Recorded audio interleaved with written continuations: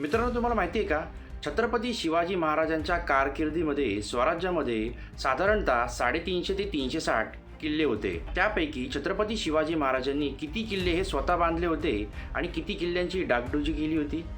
स्वराज्य उभारताना छत्रपती शिवाजी महाराजांनी किल्ल्यांना सर्वोच्च असं महत्त्व दिलं. छत्रपती शिवाजी महाराजांनी फक्त युद्धच जिंकली नाहीत मित्रांनो, तर किल्ल्यांचं साम्राज्य देखील उभं केलं होतं.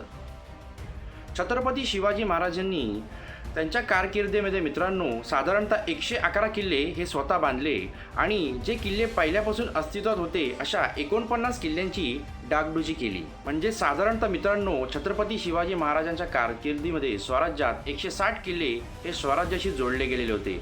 म्हणजे साधारणतः आपण मित्रांनो बघायला गेलो जर इतिहास, तर छत्रपती शिवाजी महाराजांनी 350 ते 360 किल्ले जिंकले होते.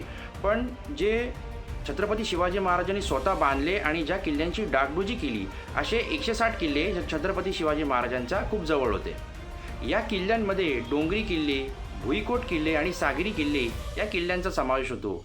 प्रत्येक युद्धामध्ये छत्रपती शिवाजी महाराजांची ही रणनीती ही वेगळी होती.